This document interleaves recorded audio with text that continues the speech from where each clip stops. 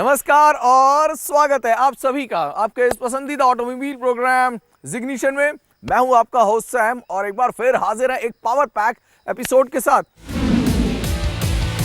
शुरुआत हम करेंगे फोक्सवैगन की नई टिगुआन के साथ। ले चलेंगे आपको चिकमंगलुर और जानेंगे कि इस गाड़ी में भारतीय मार्केट के लिए क्या है खास। उसके बाद हम आपको ले चलेंगे मुंबई, जी हां, जहां सलमान खान ने बीइंग ह्यूमन ब्रांड के तहत लॉन्च करी अपनी नई इलेक्ट्रिक साइकिल। और आखिर में हम बनाएंगे वर्ल्ड एनवायरनमेंट डे, बताएंगे आपको भारत में मौजूद 5 हाइब्रिड और इलेक्ट्रिक गाड़ियां। तो लीजिए, हाजिर है जिग्निशन के दर्शकों के लिए फोक्सवैगन की तरफ से नई कार टिगुआन।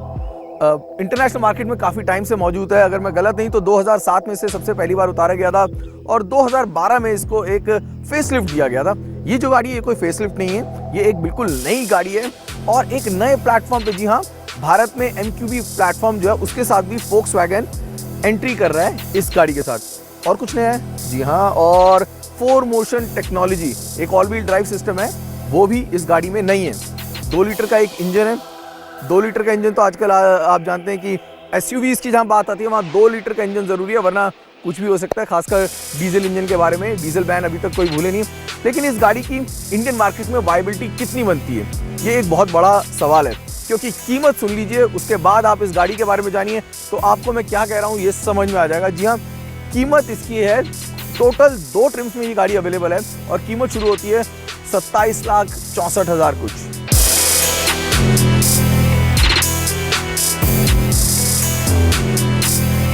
दुनिया की जो सबसे मशहूर कंपनी है उनमें से एक फोक्सवैगन है।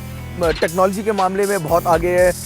इनकी जो गाड़ियाँ जो डिज़ाइन होती हैं, उन गाड़ियों को डिज़ाइन करते वक्त फोक्सवैगन जो है एक चीज़ का ध्यान रखती है, वो ये कि डिज़ाइन जो है बहुत जल्दी आउटडेटेड ना हो जाए। बहुत ज़्यादा फ्लैशी डिज़ाइन जो कि आपको कोरियन कंपनीज़ में या फिर जापानीज़ कंपनीज़ में देखने को मिलेगा, वो आपको फोक्सवैगन में देखने को नहीं मिलेगा। जब हम डिज़ाइन की बात करते हैं, जैसे कि कहा कि फोक्सवैगन ऐसा डिज़ाइन बनाता है कि जल्दी आउटडेटेड ना हो। बहुत ज़्यादा बोर्ड लाइंस, क्रीजेस या कर्व्स आपको देखने को नहीं मिलेंगे। Very decent conventional looking design है जो कि बनाया गया है। फैमिली ग्रिल है जो आपको दी गई है, क्रोम का इस्तेमाल किया गया है, बोल्ड बम्पर है and everything is very clean. Safety के मामले में फोक्सवैगन जब से भारत में एंट्री करी है तब से बहुत ज़्यादा ख्याल रखती है। ये जो बॉनेट है इसमें इस तरह के सेंसर दिए गए हैं कि अगर किसी तरीके का पेडेस्ट्रियन इम्पैक्ट होता है तो इंजन से पेडेस्ट्रियन को ज़्यादा से ज़्यादा दूर रखा जाए। It's a very interesting technology, यानी कि कंपनी अपनी तरफ से पूरी कोशिश कर रही है सेफ्टी के हर पैरामीटर को ध्यान में रखने का। और शायद यही वजह है कि यूरो NCAP रेटिंग में पूरे 5 स्टार मिले हैं फोक्सवैगन की इस टिगुआन को।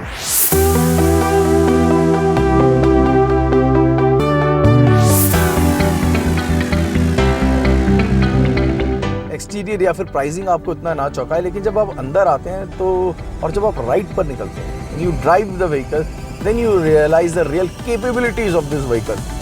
2 लीटर का जो इसका इंजन है वही है जो कि ऑडी Q3 में भी इस्तेमाल किया जाता है। अच्छी खासी पावर और टॉर्क है जो कि गाड़ी जनरेट करती है। और फिगर्स पे ना जाएं, फिगर्स कभी कभार धोखा दे जाती हैं। बेस्ट पार्ट है कि इस गाड़ी का 7 स्पीड जो डुअल क्लच गियर बॉक्स है, very smooth, same gear box है जो कि ऑडी की Q3 में भी इस्तेमाल किया गया है। It's a treat to drive. इस गाड़ी का साउंड इंसुलेशन बहुत अच्छा है। NVH की अगर बात करें, it doesn't feel as if you are driving a diesel. लेकिन हाँ, अगर 3500 RPM के ऊपर आप जाते हैं तो उस लेवल के ऊपर आप इसको ज़्यादा एक्सेलरेट ना करें, ज़्यादा पुश ना करें, क्योंकि then you can feel that you are driving a diesel car. Ride करते वक्त गाड़ी बहुत ही प्लांटेड है। आप इसको, बेस्ट पार्ट इज, आप इसको जितनी मर्जी तेज चलाएं, आपको मज़ा आएगा। आपको कहीं भी अनकंफर्टेबल फील नहीं होगा। वो कहते हैं ना, confidence inspiring. So this car inspire that confidence in you कि you should go to an highway and just enjoy your drive. वो फील आपको इसमें मिलेगी।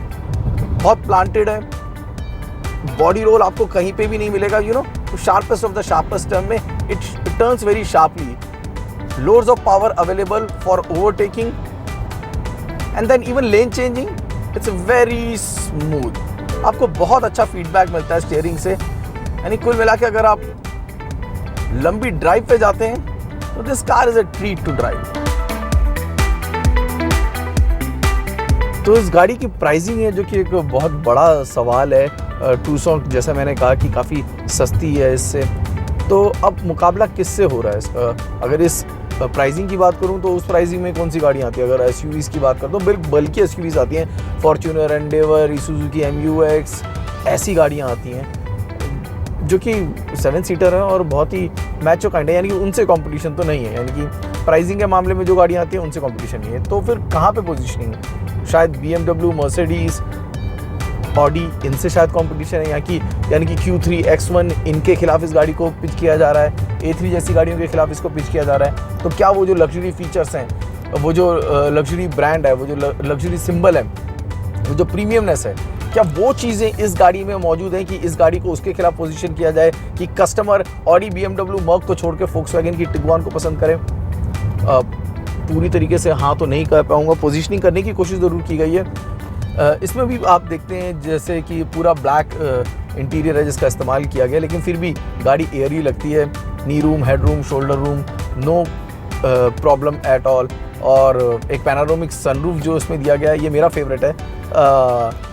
इस पोजीशन से अगर आप सफ़र करते हैं और अगर रूट हो ऐसा, तो क्या बात है। जब हम किसी गाड़ी की फर्स्ट ड्राइव इन्फॉर्मेशन हम आप तक लेकर आते हैं तो अलग अलग पैचेस पे हम इसको चलाते हैं ताकि एक अच्छी फील आप तक पहुंचा सकें। इस गाड़ी की अगर बात करें तो हमने चिकमंगलुरु से बैंगलोर, फिर बैंगलोर से चिकमंगलुरु का सफ़र इस गाड़ी में तय किया, यानी करीब 400-450 किलोमीटर है, जो कि हमने इस गाड़ी के साथ इन खूबसूरत वादियों में चलाया, हर तरह के ट्रैक पर चलाया है। और एक बात मैं वेरी क्लियरली ऑनेस्टली बोल सकता हूँ कि this is an awesome vehicle. Technology के मामले में जैसे कि मैंने कहा कि फोक्सवैगन वैसे भी एक बेंचमार्क क्रिएट करता है, वो बेंचमार्क आपको इस गाड़ी में भी मिलेगा। बहुत ज़्यादा प्रैक्टिकल नहीं कहूँगा गाड़ी को, लेकिन बाकी हर चीज़ में, चाहे वो सस्पेंशन सेटअप हो, चाहे राइड क्वालिटी हो, या फिर इसके ड्राइविंग डायनामिक्स हो, everything this class is just perfect. लेकिन इन सब चीज़ों को बोलते वक्त, समझते वक्त एक चीज़ आप भूल जाइए, वो है इस गाड़ी की कीमत। 2030 तक एक बहुत बड़ा प्लान है जो कि इलेक्ट्रिक गाड़ियों के लिए बनाया जा रहा है। कोशिश की जा रही है कि भारत को प्रदूषण से दूर रखा जाए और इलेक्ट्रिक गाड़ियां और हाइब्रिड गाड़ियां हैं जो कि अब फोकस में नजर आएंगी। लेकिन भारत में इस वक्त स्थिति क्या है? इंफ्रास्ट्रक्चर कुछ खास नहीं है, लेकिन कुछ मैन्युफैक्चरर्स हैं जो कि अपनी तरफ से कोशिश कर रहे हैं, चाहे वो टोयोटा हो, महिंद्रा एंड महिंद्रा हो, या फिर बाकी लग्जरी मैन्युफैक्चरर हो जिनकी हाइब्रिड और इलेक्ट्रिक गाड़ियां मौजूद हैं। चलिए एक नजर डाल लेते हैं 5 इलेक्ट्रिक और हाइब्रिड गाड़ियों पर, सबसे सस्ती से लेकर सबसे महंगी तक।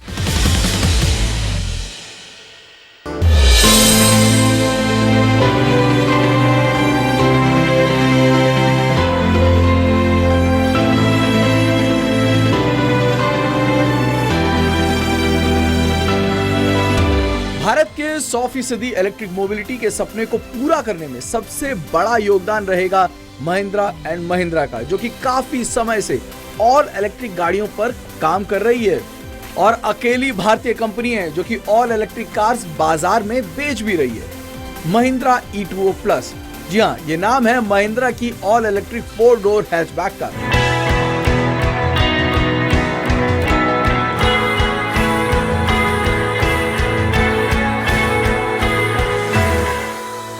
फुली चार्ज इस कार में 140 किलोमीटर का सफर कर सकते हैं। 72 किलोवाट की इसकी लिथियम आयरन बैटरी 40 bhp की पावर जनरेट करती है और 91 Nm का टॉर्क। इस गाड़ी की टॉप स्पीड है 85 किलोमीटर प्रति घंटे। E2O प्लस फुली चार्ज होने में 9 घंटे का समय लेती है और इसकी कीमत शुरू होती है 5.46 लाख से, और आपको इसको टॉप मॉडल के लिए चुकाने पड़ेंगे 8.46 लाख दिल्ली एक्स शोरूम।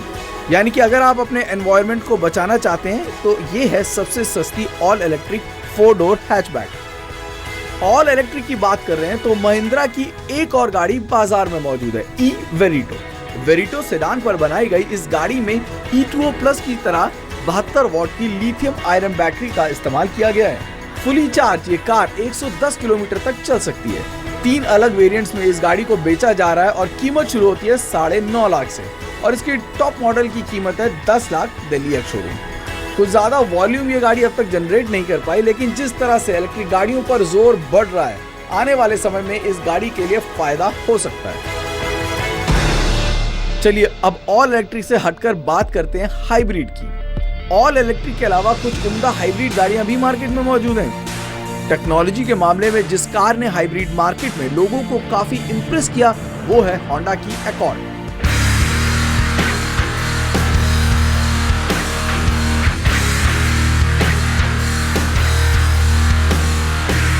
इस कार को पिछले साल भारतीय मार्केट में CVU के तौर पर उतारा गया।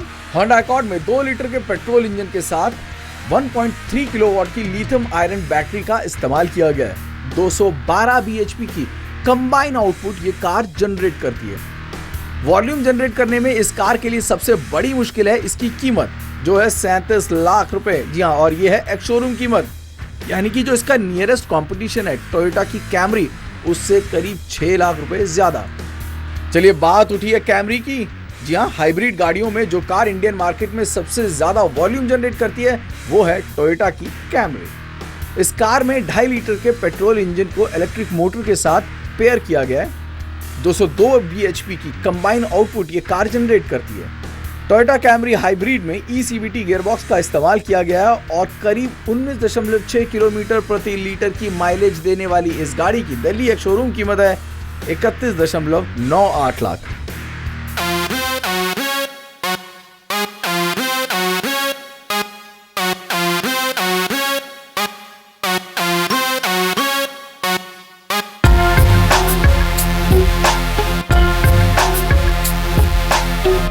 हाइब्रिड की बात हो और लेक्सस का नाम ना आए, ऐसा हो नहीं सकता। लेक्सस ने हाल ही में अपनी इंडिया इनिंग की शुरुआत करी और इंडियन मार्केट की सबसे महंगी हाइब्रिड SUV है लेक्सस RX 450h। इस क्रॉसओवर को 2 ऑप्शन में उतारा गया है और कीमत है 1.7 करोड़ एक्स शोरूम। लेक्सस की इस हेड टर्नर में 3.5 लीटर के पेट्रोल इंजन और इलेक्ट्रिक मोटर का इस्तेमाल किया गया है। 0 से 100 की रफ्तार पकड़ने में ये हाइब्रिड गाड़ी सिर्फ 7.8 सेकंड का समय लेती है, यानी कि ये गाड़ी सिर्फ एनवायरनमेंट फ्रेंडली ही नहीं, ये है एक स्पोर्टी ड्राइवर कार भी।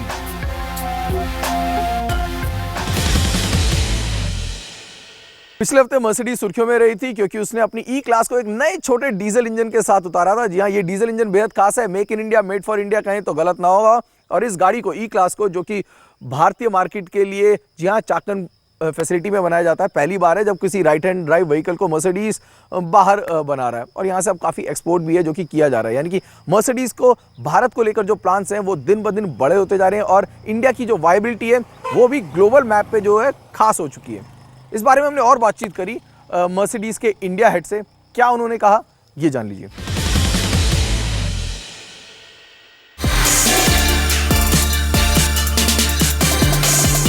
Congratulations and thanks for talking to Z Media.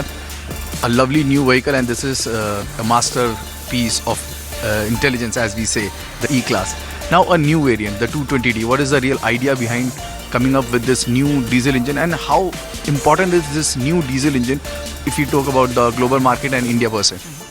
Well, on a global market, I can't say because it's very different between several countries. But for the Indian market speaking, the E220 is going to be our volume model.